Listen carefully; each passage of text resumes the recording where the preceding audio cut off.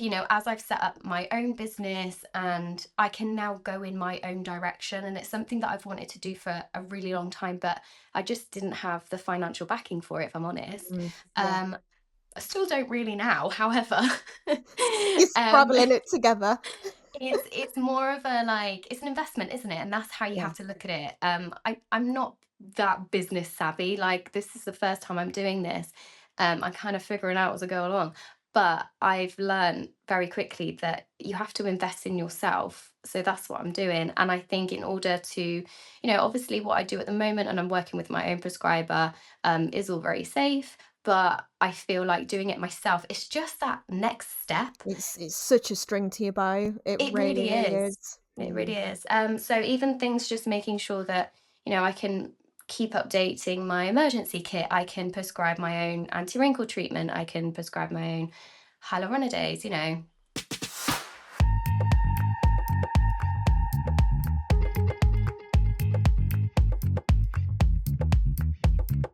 Hello and welcome back to the Face It podcast. I'm your host, Jessica, and today I welcome a wonderful guest on our show, someone who has literally worked on my own face. So it's quite a unique conversation from a client's perspective as well, which we don't get to do very often actually on the pod. So if you like what you hear today on the show and want to hear more from guests like this one, then please don't forget to rate, review, and subscribe wherever you get your podcasts. It does really, really help us to grow, and it also helps us to learn exactly what you guys want to hear more of on the show. If you would like the chance to come and chat to me about your own experiences, share your stories, and of course your own expertise, then please let me know. You can find us on the Instagram at FaceItPod or message me personally at Jess_messenger on Instagram. I would love to hear from you. But now, of course, let's get on with it. It's time to introduce our guest today, Cerys at Phoenix Aesthetics. Welcome to the Face It podcast. Hi, thank you so much for having me. Hi, thanks for coming on. That is Phoenix I Aesthetics, know for it's a those of you mouthful, listening. it's a lot. Oh, do you know what? My company as well, like people always say mine wrong. It's villain, but the amount of times people read it and don't know how to pronounce it, it's one of those. But thank you so much for coming on. We'll get straight into it. You have just Mhm, set up your own clinic, and I wanted to mention this right at the top, but mhm. because you do in fact have years of experience in aesthetics. So we'll take it right back. Tell me about your background in midwifery, but Mhm. also why did you want to become a midwife in the first instance? Oh, it's a big question. Mm, Um, so I qualified about 8 years ago now. Um, it was something that midwifery was something that I wanted to do from a really, really young age, to the point where you're probably not even thinking about that yet. But I don't know what it was. Maybe I watched something on TV or something. I've become inspired, and then that was it. I just had my mindset. And then as I got older, I kind of come to the realization that I'm never going to be able to do that because of various reasons. One, I never thought I was clever enough. Two, wow. just kind of like my background and how I grew up. My mum was a single mum from like when I was the age of 9. So just like financially, it just wasn't like university wasn't ever really in my future, I didn't think. Um, so that dream kind of got pushed aside, and I thought, well, I'll go to school, I'll go to college, I'll go like working full time because that's what you need to do. And I'll never forget the moment I had an epiphany. I was working at a leisure centre and I was wiping tables and I was 18 years old. And I just stopped and I thought to myself, what am I doing? I Am don't I want to gonna do this. Am I gonna wipe tables the rest of my life? Not that there's anything wrong with that, but just for me, I was like, I feel like I'm made to do more, like I feel like there's more out there. And from that moment on, from when I was 18, I just tried everything I could to put myself on the right path again. So I went back to college, I did my access course, got into university, which was tricky in itself because to get into that midwifery course, like it's renowned that you have to apply time and time and time again. I was Mm, very, very lucky to get on first time. And yeah, and I think the main reason behind the passion of wanting to be a midwife was to help people and make a positive difference to people's lives. Like that's always been my little catchphrase, if you like. yeah, I mean I didn't know that about you, of course. Obviously you're my injector, but now I also actually work with Cerys in the same building as of what, last week? Yeah. Um, so I'm sure I'll get to know more about you anyway, but that's a Yeah. really inspiring backstory because that blows my mind that you know, initially didn't think that you had smarts to go to uni. Knowing what I know Mm. about you and where you are now, and we'll get onto all of that, that's wild to me because 'cause you're Aw. probably one of the smartest people that I know. Oh, Um, stop. you are though, you are. We'll get onto Aw. it, but that's what a story, what a place to come from, and you just had that moment where you were like, "You know what? I don't think tables are Mm. for me anymore." But going off what you said about your little catchphrase, like, Mm. you definitely do have that throughout your treatment, like, that you exude that kind of care first approach. I very much got that Mm. from you from the moment I sort of met you, really. Yeah. So you can tell that that's obviously a core value in your work. Mhm. So what made you decide to start training in aesthetics? Like, at what point in your journey did that epiphany come Yeah, up? so it was kind of another epiphany. I would love to say that it was some really profound, emotional, amazing story, but I'm going to be really, really blunt because this is what this is about, right? Yeah. Um, so being in the NHS for, I think at the time it would have been 5 years full-time qualified, obviously plus the 3 years training. I was burnt out. I'm not Mm, gonna lie. Like, there's no other way to say it. Like emotionally, physically, mentally, I was so done. And even though my passion is so strong in wanting to make a positive difference, the pressures of the NHS, the pressures and the burdens on the maternity services themselves, it completely kind of broke that apart. And because I am just caring in my nature and I want to fix everything and I want to make things better. When you mm, take that so personally, it affects you as a person, and it's a bit like can't pour from an empty cup kind of thing. um and I had to remove myself because I think almost my passion was my downfall in a way, mhm, because I couldn't make it better. I had one pair of hands and all these mums and all these babies to try and keep safe, and quite honestly it got to a point where it was scary to go to work. I obviously want the best for everybody and I want to keep everyone safe, but also I've worked so incredibly hard to get where I am, or mm, where I was with my medical PIN number and everything. And every day I was like, either something really terrible is going to happen or I'm going to lose my PIN, or both. mm. And you can't, like, to do that full time consistently, it's not healthy, you No. know?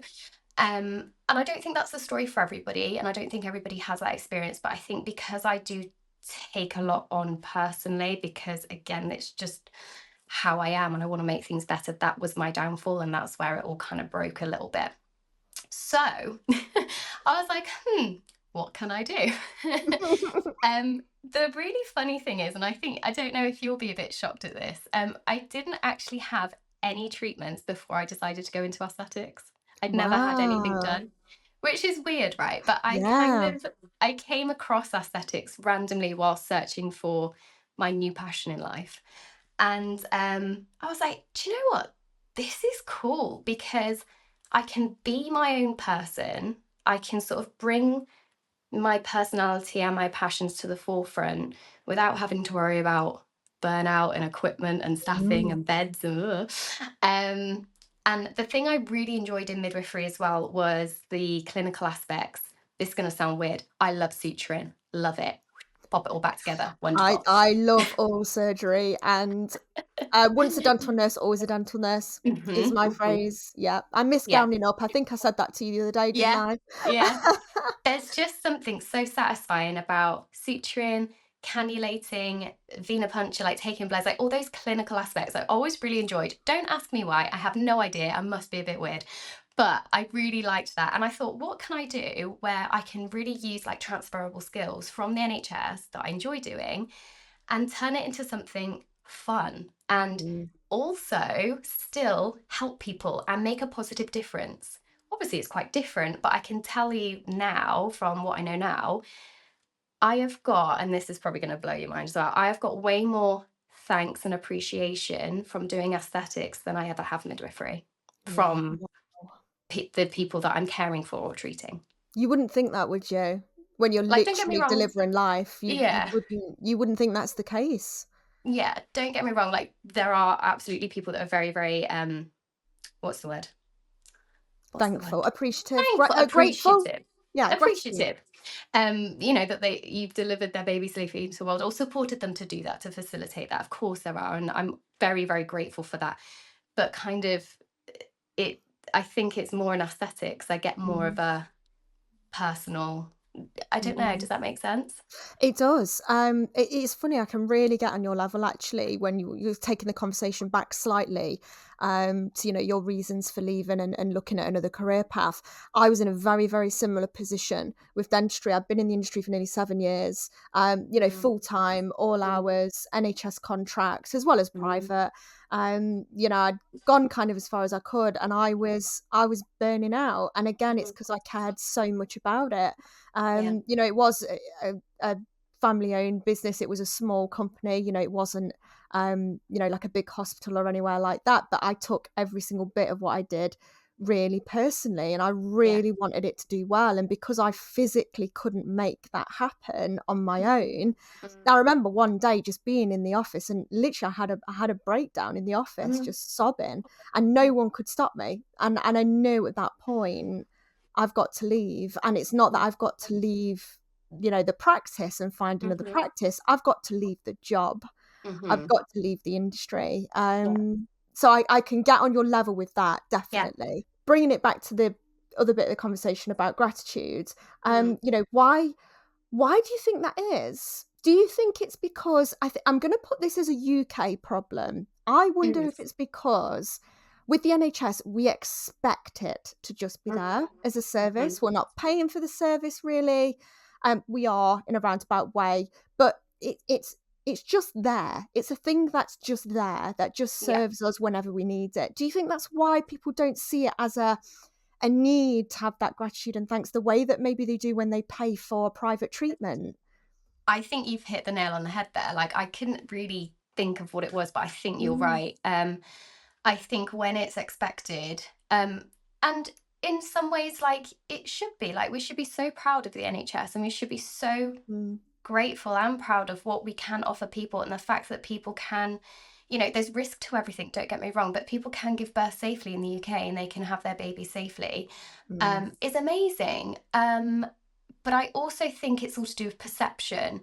If you're someone that expects it, um, then maybe that gratitude or that thanks is kind of subconscious in the back somewhere and it doesn't always come forward. But again, like I said, don't get me wrong, there are plenty of patients that have been beyond grateful. Maybe it's a personality thing, maybe it's a stressful thing, maybe the last thing that they're thinking of is thanking their midwife because they've just had a baby and that's fine. Do you know what I mean? I do admit, when I was having my son, I think she kept giving me the gas and air, and I did at some point just scream at her that it doesn't work. And Yeah, we I get that a do lot. demand, I demand more. Give me more of something else. So yeah, I think sometimes your Yeah, patience with your midwife is probably very, very thin, and it has nothing to do with the midwife. It and has that's everything to okay. do with giving birth. We don't take that personally. It's after, Yeah, Nothing absolutely. during is ever taken personally, don't worry. Okay, so moving on then, because you're a level 7 qualified practitioner, and you're currently training to do your prescribing course, which I think we briefly Mm. mentioned earlier. So, what were the deciding factors behind choosing a level 7 and now choosing to do your prescribers? Why did you decide to go those routes? So with the level 7, so initially when I was very, very first looking into doing aesthetics, I didn't quite understand how terrifying this industry is. And I booked onto a course with a company that was a referral from a friend. Um, Very good, very reputable company. And I booked onto a 3-day course. As I booked it and as it was coming up to the dates, I was like, yes, I inject people all day long with like pain relief. Yes, I suture. Yes, I do all these things. And yes, I'm medically qualified with a PIN number and I've done medicine management. I understand the legalities around things. it is different to injecting someone's face, you know? Mm, As important as I think a medical background is, it's still quite different. The principles are there and the transferable skills are there and the knowledge and the legalities are there, but the actual skill, mm, you know? Um, and the closer it got to it, the more I was kind of doubting myself. mm. And again, I think this is probably a personal thing. I'm not good at not being good at things. Same. I Same. I don't like being new to things. I No, don't like not I being like knowing all confident. of it. Mm. When I do something, I want to be really good at it and I want to know everything about everything.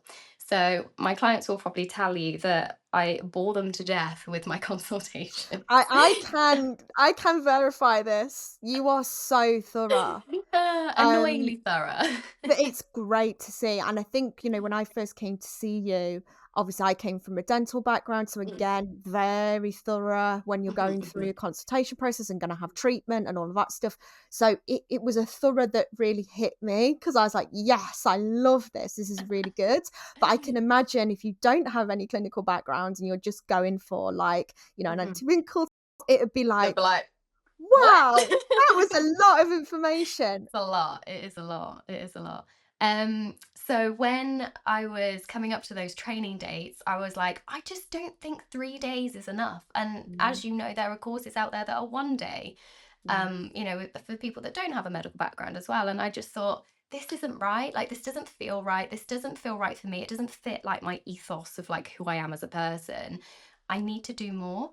And then it was that decision of, if I'm gonna do it, I need to just jump in the deep end and do it. And then I saw the like advert, if you like, for level 7 with the same training company, and they had a little Black Friday discount, and I thought, screw it, let's do let's it. do it. And I did. And you know what? I am so glad I did. Like, Mm. best decision, one of the best decisions I've made. Brilliant. And what made you decide to do the prescribers? Because obviously you've waited a few years before kind of Mhm. going down that road. What was the epiphany moment with that one? That was a little bit of a kind of, as I've set up my own business and I can now go in my own direction. And it's something that I've wanted to do for a really long time, but I just didn't have the financial backing for it, if I'm honest. Mm, yeah. Um, I still don't really now, however. You're um, scrabbling it together. it's more of a like, it's an investment, isn't it? And that's how you Yeah. have to look at it. I'm not that business savvy. Like, this is the first time I'm doing this. I'm kind of figuring out as I go along. But I've learned very quickly that you have to invest in yourself. So that's what I'm doing. And I think in order to, obviously what I do at the moment, and I'm working with my own prescriber, is all very safe. But I feel like doing it myself, it's just that next step. It's such a string to your bow. It It really, really really is. is. It Mm. really is. So even things just making sure that, I can keep updating my emergency kit. I can prescribe my own anti-wrinkle treatment. I can prescribe my own hyaluronidase, It's it's just brilliant. the next thing.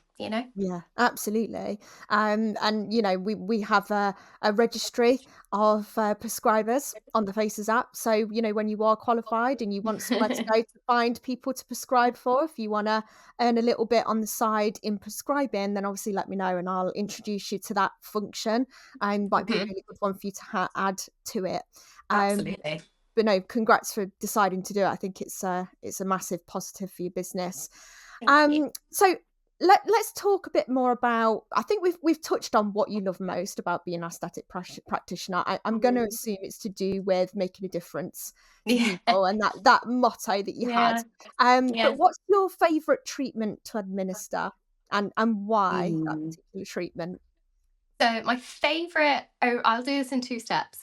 My favorite overall is a full face rejuvenation because I love nothing more than someone coming to me and going, I feel like this, I feel like this. This is something I'd like to improve on, and this is where I'd like to be, but I don't really know how to get there. And just kind of building that treatment plan with someone and explaining that, okay, well, if you do it this way and with this potential amount in this place, then I can potentially get you a result like this. And then going from that before and after, I love it. I love it. I've seen your face light up when you've done it, and she does this little thing. Those of you listening, you won't be able to see, you'll have to go on the YouTube channel, but she does this little thing. One, when you're sort of willing to kind of let her do her magic. So when you Mm, get free rein, I can see you quite like that because I you've got the love free trust and you're like, reign. "Let I me go love it. here." And then when you've Mhm. got the result, it's just this little devious thing that she does with her hands. It's brilliant, honestly. It's gotta be seen to be believed. But yeah, I can see that in you, that you get a Mhm, real buzz out of mhm. being able to do that.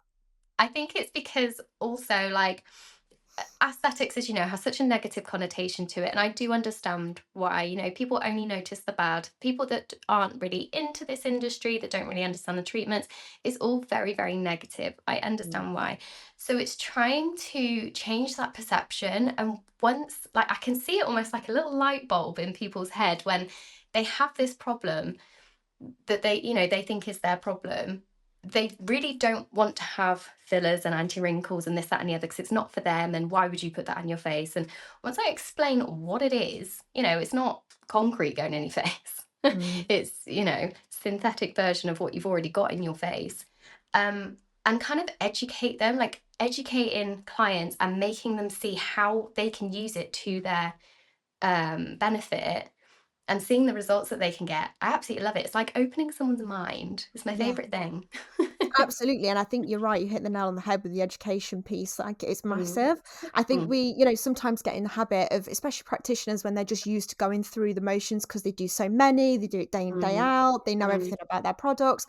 But you've got to remember, this could be the first time a client mhm. has ever actually had someone educate them on the Yeah. product.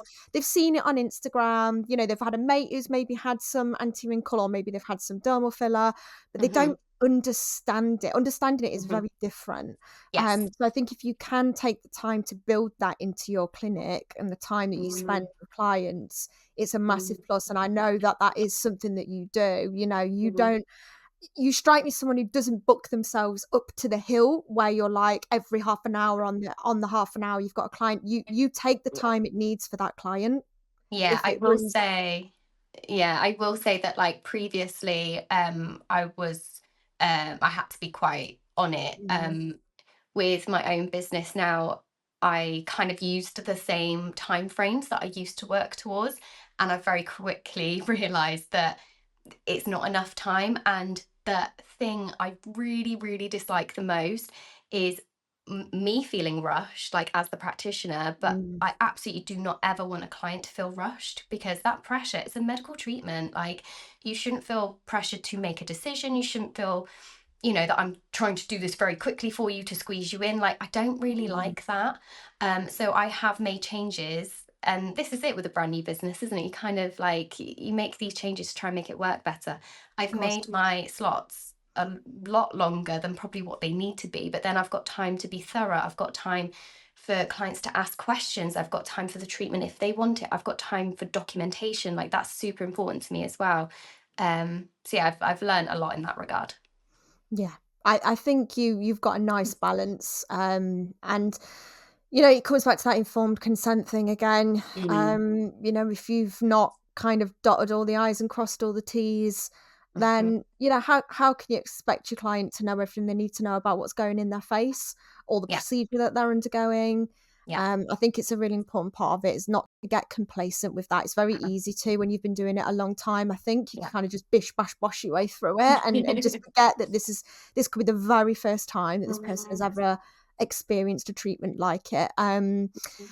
So let's move on. I'm going to move past that question. Okay. So, are there any other treatments you have had your eye on that you don't currently offer, Cerys? There are a couple. So one is polynucleotides. It's the new Mm, thing. it Now, is. as you know, I'm very, what's the word?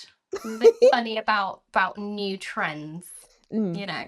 I like to see how they pan out. I don't like to just jump straight in on a brand new trend because we all know how that works out sometimes.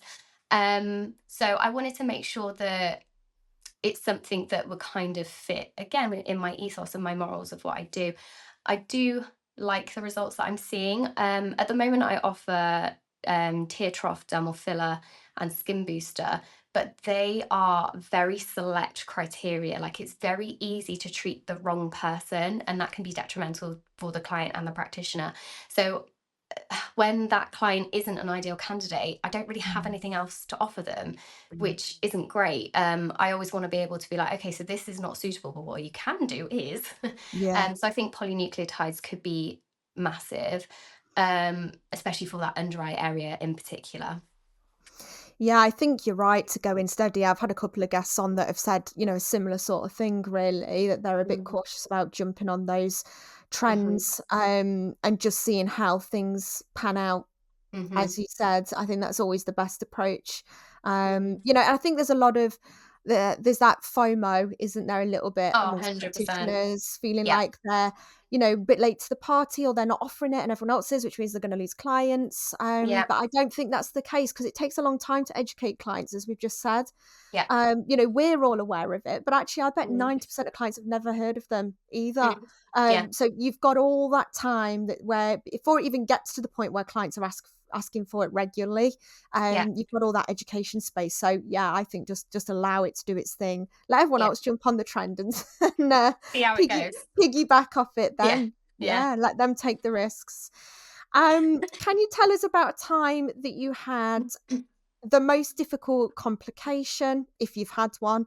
And if you Mm. have, do you think your years working as a midwife have helped you cope in a stressful situation like that? Mhm. So there was, I don't know if I'm going to be able to speak about this or not because it wasn't as Phoenix. Okay. Don't. Let's skip Okay, it. yeah. Yeah, no, let's not do that. Skip it, skip it, skip it. I will ask you about, though, how you deal with Mm, complications. Let's do that. mm. Um, So I I'll ask the do. question again. Oh yeah, go Sorry. on. I'll ask it Okay. again. So when it comes to complications in your treatments then, do you think your years of working as a midwife have helped you be able to cope in a stressful situation like that? Because obviously complications are one of the first things that a lot of practitioners get very, very anxious about getting. Mhm, mhm. So how do you deal in that situation?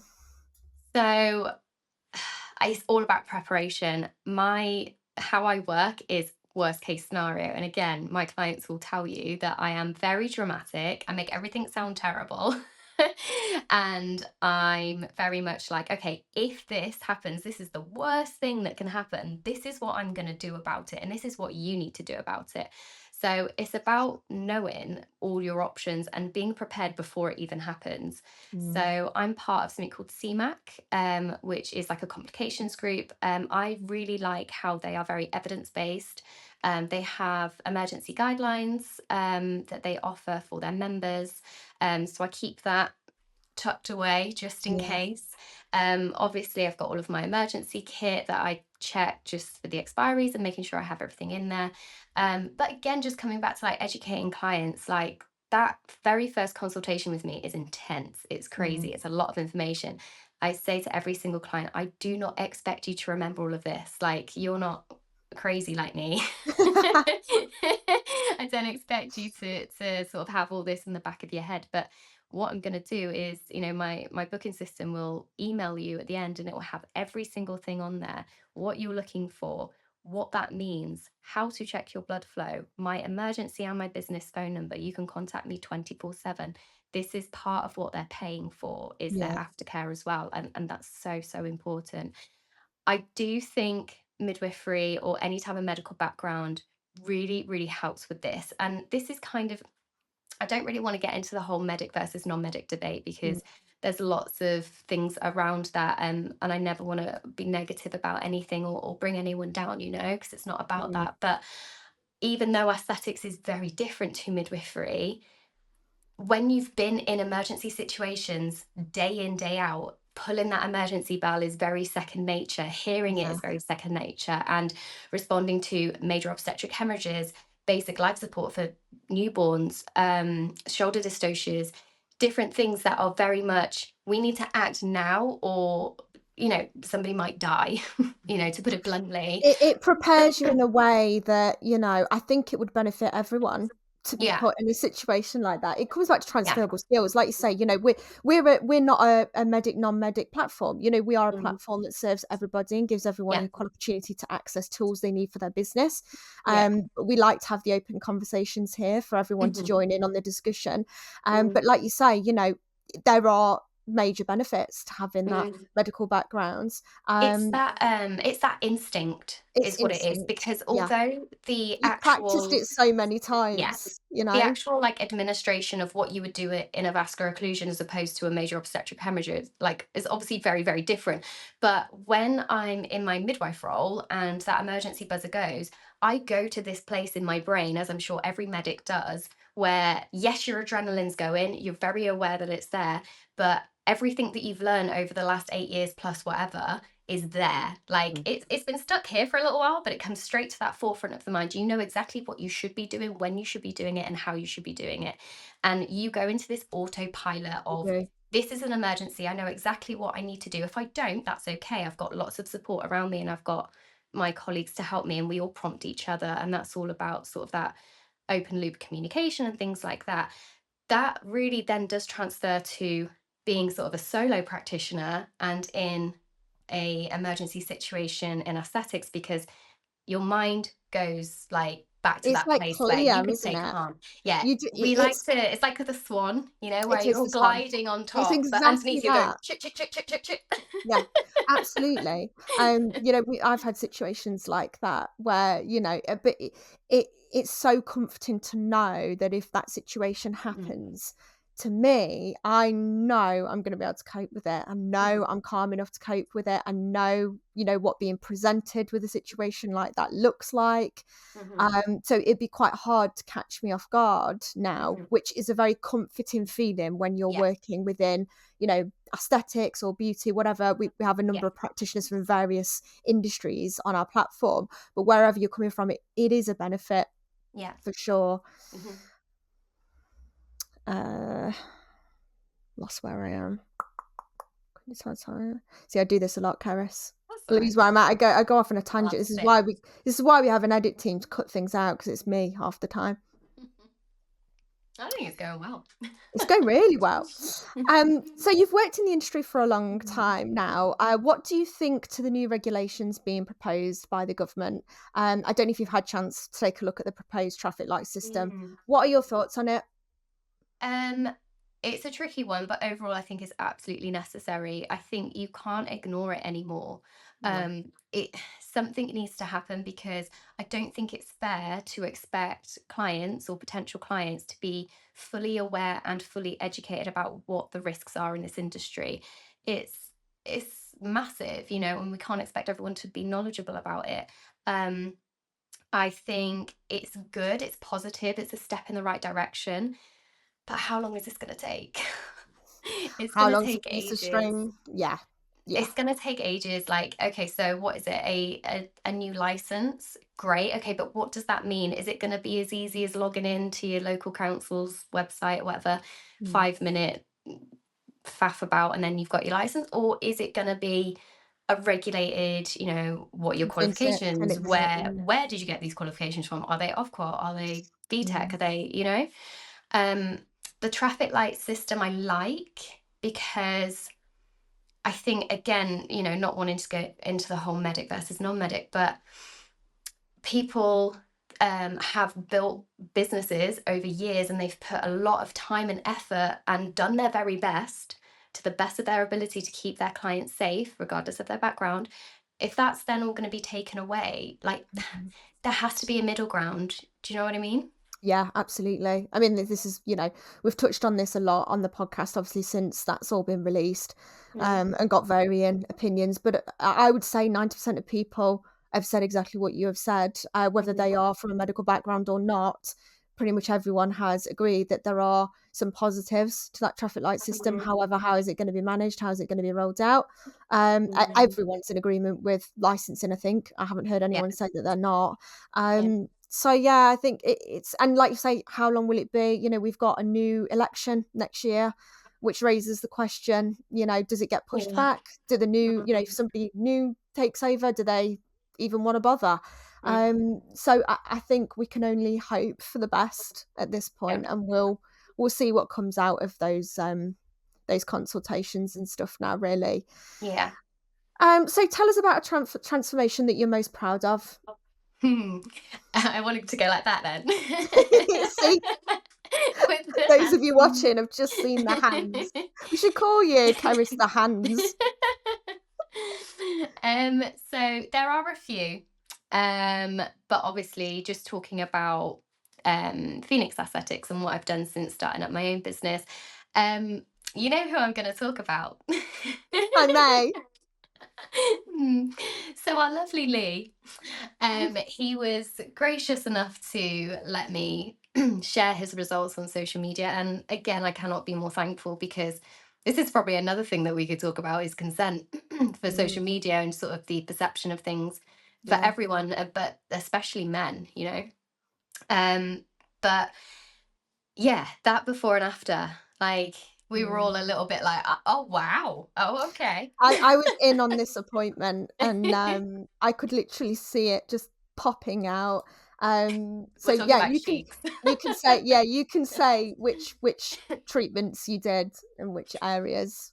Cool. So obviously Lee's concerns were mostly those sort of nasolabial folds, so sort of the line going from nose to mouth here, and just feeling he was feeling quite like drawn and heavy and feeling like everything was going south, which unfortunately, as we know, as we age, those fat pads shrink a little bit and then gravity helps them go that way.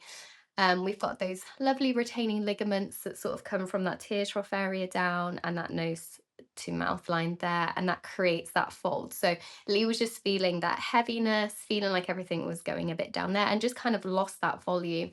When we lose volume, we feel aged, because youth is volume, isn't it? Mm. So, in order to address sort of the heaviness here that he was feeling, we actually wanted to do the apples of the cheeks here and also blend it right round to the contours of the cheek too. So this part here was more to lift, so to act almost like anchors here across here to help with that heaviness here. And then popping some filler here. That was more so where I put it. I put very, very minimal. It's like what, like zero point 0.2 or something Mm, teeny, teeny, teeny, tiny. Because he has really good bone structure. So it was just to give it a little snatch, mm, and then just revolumizing the apples of his cheeks. So that's where most of the filler went. You have to be very careful, obviously, about not overdoing this part of the face, because it can have the complete opposite effect and cause like an aging effect, because if they're too plump, you lose sort of the eyes almost, and then that gets even heavier. So it's just mm. all about balance, placing it in the right place with the right amount of volume. And yeah, we had a really nice result. Yeah, they really were good results. You'll have to check out the Instagram to go and see that. I think you've got a video and stuff on there, haven't you, as well, talking Mhm. through that treatment. But Yeah. it was quite a transformation. And I think as well, you touched on about consent there for photographs Mm, and video. Obviously, it's super important, and it might get lost in the conversation a little bit sometimes because there's so mhm. much to go through, like we've already mentioned. So it's Mm. just remembering to get that consent. And like you said, particularly with men, because they are a little bit more They're um, tricky. They're reluctant. tricky. Yeah, they're a little Mhm. bit more reluctant to have their face splashed everywhere and Yeah. discussing what treatments they've had. Yeah, so it's just, it's all about perception again, isn't it? It's about that negative Mm, connotation attached.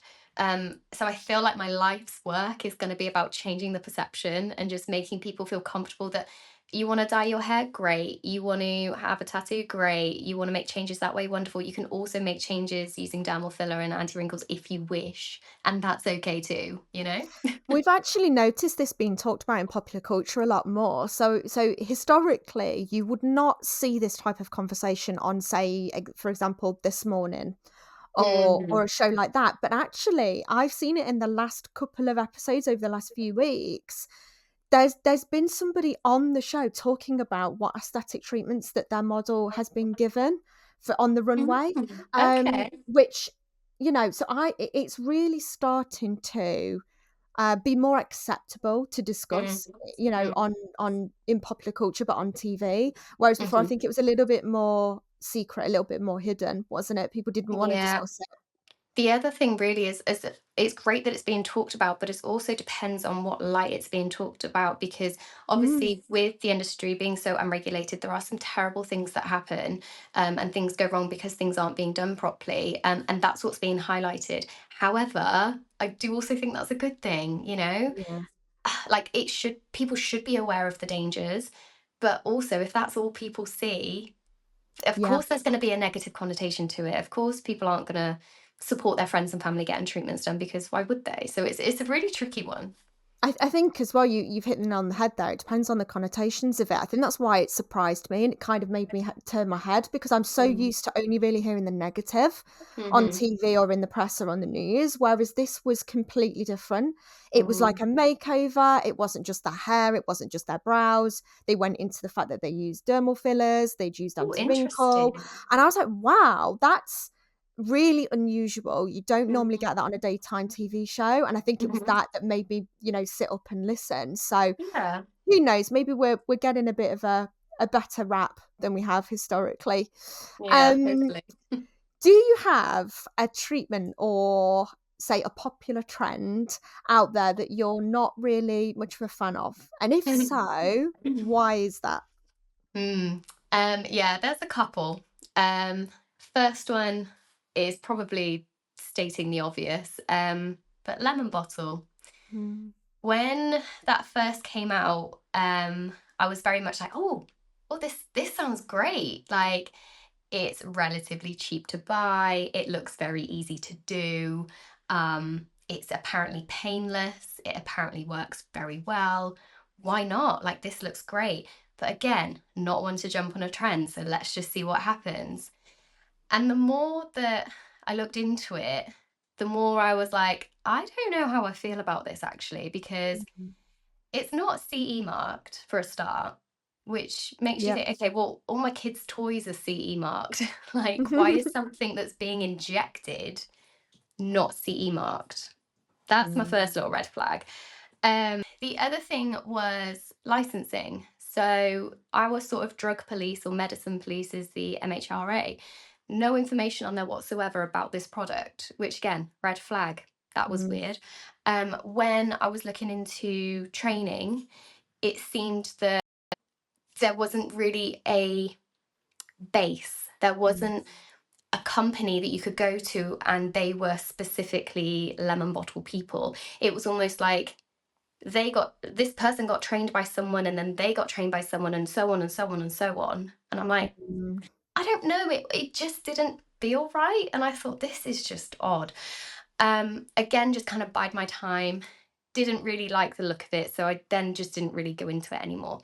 And then back in March, I think I'm gonna get this wrong now. Was it Switzerland? mm. Was it Yeah, Switzerland? I think it was I Switzerland. did a whole reel on it, but I've Yeah, forgotten already. I'm pretty sure it's Switzerland. So, Switzerland have actually made it illegal because Mhm, they have picked up on all these things. They are the first people to do any type of clinical trials on lemon bottle, because the people that created lemon bottle haven't even done any clinical trials, which is terrifying. So, mm, first of all, what is it that we're injecting into people? We don't actually know. They're saying that it's what, from pineapple, like bromelain and natural mm, ingredients. Okay, that's fine, but how can you prove that it does what you say it does, which is dissolve fat, when there's no clinical trial? mm, Weird. mm. So Switzerland had done their own clinical trials and they found that each bottle had something different within it. And one bottle that they looked at just had caffeine in it. So someone was being injected with pure caffeine. Wow. Ugh, it's Mm. just, It's it's problematic. scary. Mm, It's scary because I think that highlights the problem in the UK even more so, yeah, that, okay, if practice isn't regulated and medicinal products aren't regulated, I mean, they are in terms of the MHRA, but these yeah. new products are coming in from God knows where, and they're not being appropriately regulated because I don't know what, there's too many of them. I don't know. I'm not sure. I'm not sure how. I mean, I don't know what the legalities around even being able to purchase non-CE marked is. Yeah. It's obviously allowed. Mm. So, but that kind of defeats the object of bothering to CE mark products in a way. It's a real grey area. I mean, again, I'm Mm, not an expert on it. This is just from what no. I've read, but such a grey area because what Lemon Bottle are saying is they don't need to be CE marked because it's a cosmetic product. However, the MHRA say that anything that is injected, inhaled, ingested is a drug or a medicinal product. Therefore, it needs to be regulated. So they're saying completely different things. Mm. I mean, I would agree with MHRA on that, I think. Hmm.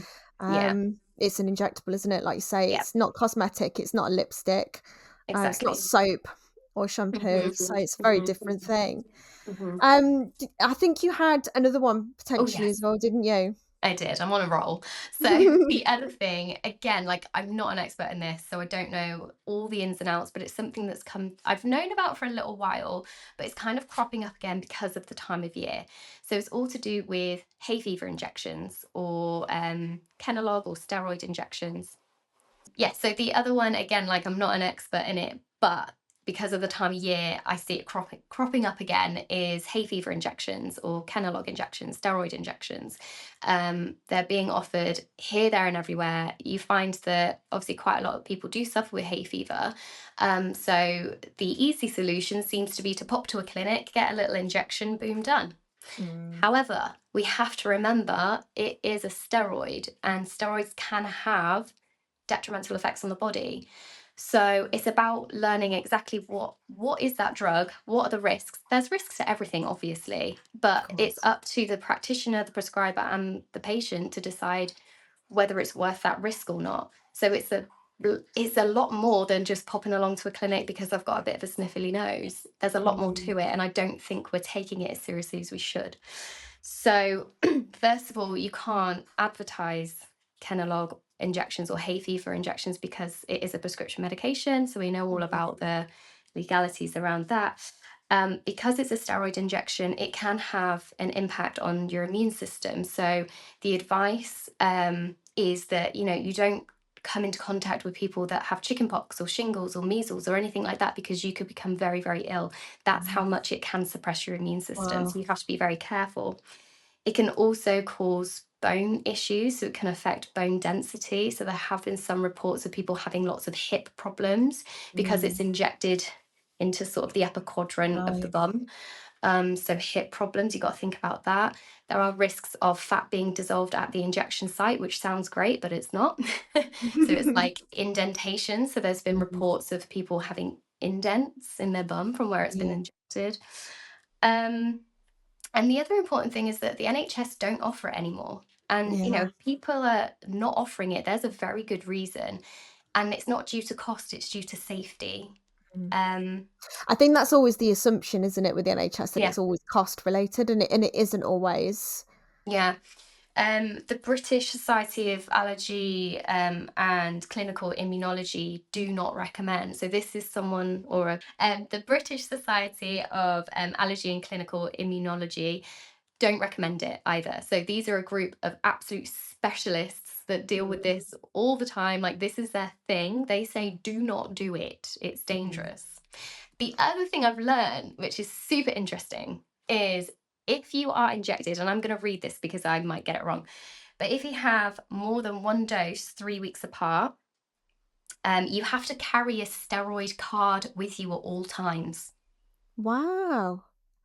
right? Oh, because medical Yeah, emergencies, because I didn't know that you've had. it can affect your body that much so that it can put Wow. you into adrenal crisis. Wow. Right? Wow. So if you I don't actually know what the recommended dose is for hay fever injections, but I think it is more than that. And it says that if you have like multiple long-term injections, like if you're having two injections a year, that could be classed as multiple long-term treatments. Yeah, You would have to carry an emergency steroid card just in case you were yeah. in a medical emergency, that the team would then know that you could potentially go into adrenal crisis because of steroid withdrawal. Wow. Mm. Yeah, I mean, I think that's enough. That list there is enough to put me off wanting to offer it. So, um, but like you say, it's not. You've done your research and your homework, so Whereas I think a lot of people jump on a trend and don't actually do that homework first. Mhm. And if they're not necessarily aware of the the issues, then how can the clients be? How can the customers 100%. be? And again, like, don't get me wrong, that there will be people where this will be appropriate, but it would have to be that you've gone Mm, through this whole assessment again with the practitioner, with the prescriber, with the client, that you know exactly what the risks are and do those risk versus benefit. That's what it's all about, and informed choice, as we say. yeah, absolutely. So moving on a little bit then from treatments and products, how does it feel moving from working as an employed practitioner, because that's where Cerys spent quite a bit of her time the last few years, into self-employed and running your own clinic? Have you got any advice to others that are looking to maybe do the same, that make that leap and now go on their own? Do it. Best uh, advice. do it. Oh, there's so much to say about this. I'll try and keep it short and sweet. It's an absolute mixture. It's like emotional roller coaster. That's the only way I can describe it. That the probably the best bit of advice I can give someone in the same position, if they're employed and they're looking to go self-employed, make sure you have a really solid support system. I would not be doing this without my husband. Mm, Like, he, bless his heart, he's the best. I could not ask for any more. Like I said, we sat down and had this conversation, obviously, because it impacts everybody. mm, Um, and I was like, I need to focus on going back to the NHS, getting my mandatory training done, my e-learning done, getting confident in the NHS, and all those things that I need to kind of relearn again to be competent as a midwife, plus opening up my own business. So that's going to be the actual clinic hours themselves, plus everything behind it, as you know, the social mm. media, the planning, the finances, stock ordering, all of that. And being a mum, Yeah, you let's know, just add that one in there gotta as well. add Remy in there as well. And my prescribing course, because, why not? And I said, everything else you need to deal with. So bless him. Like, I like a clean house, okay? And if my house isn't clean, my mind isn't clean. So I was Mm, like, I need you to do everything else. And he really has. He's really stepped up, and we are absolute partners. And without him and his support, and the support of like his parents as well, like my mum, without that, this wouldn't be happening.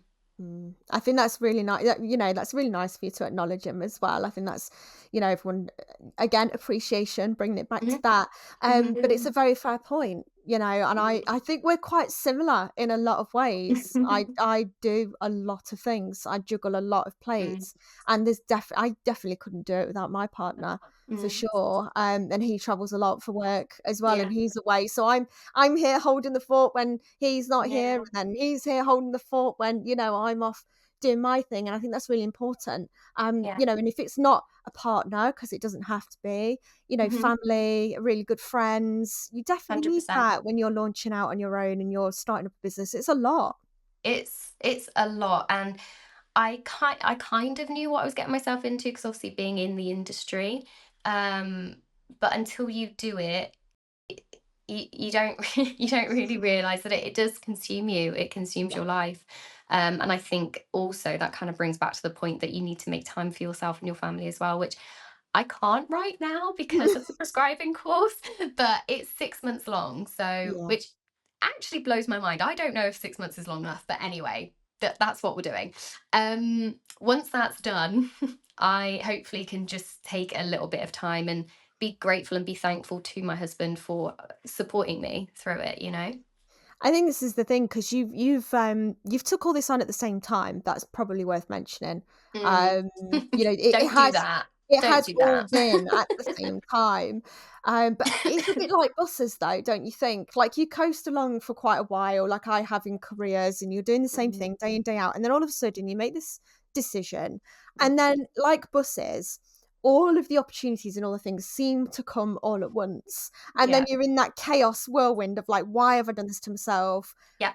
Why can't I just do one thing at a time? But you know what I Yeah. mean? Just power through it. Yeah. I think, like you say, it's 6 months, power through it. It's an amazing string to your bow. So yeah, if there's anyone listening out there that's feeling the same, that's just made a decision to go on their own, or maybe you've decided to take on a new course, or you're launching a training academy, whatever it is that you're doing, just stick with it. Mhm. It pays off in the end. Yeah. That's what it's all about, just building that future, investing in yourself and hoping for the best. So I think we're kind of coming to the end of our episode, Cerys. It's been so good to have you on. It's so insightful. Like I Oh, thank say, bringing back to that very first question at the beginning of the podcast where you sort of gave us a bit of background, how you came to midwifery before you came to aesthetics. you. It did blow my mind that you genuinely felt that you weren't set for uni. You weren't set Mm. for a level 7 course or a prescriber course, because you are one of the smartest people I know. You're a sponge. Oh, I feel like you just oh, bless you. absorb all of Thank it, and you you. love it as well. You can clearly tell that Oh, you love knowing all the stuff. I Um, love knowing. I love you do. You I love love to be knowing all the knowledgeable. things. But this is the thing, Um, like, I'm not naturally a clever person. Like, my brother is. He can leave exams till the day before and he'll pass them with flying colours. I have to work you have to put the effort so in. hard. I have to really work really, really hard to learn things, to know things, to remember things.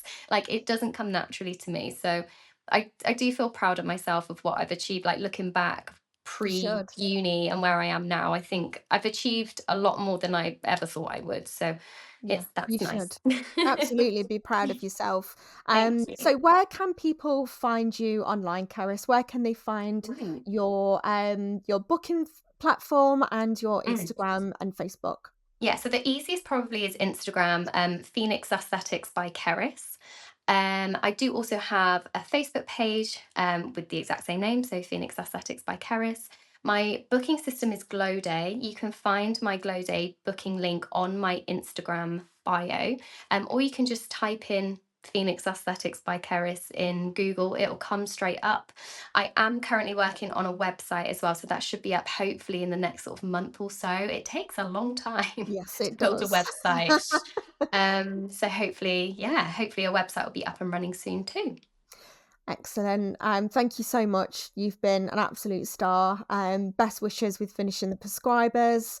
I Oh, will thank probably, you. of course, catch you at work at some Yes. point. Yes. It's a pleasure. It's a pleasure to interview. It's a pleasure to work with you. Oh, Yeah, all the best for the future, Karis. thank you so much. Thank you for having me. Really appreciate it.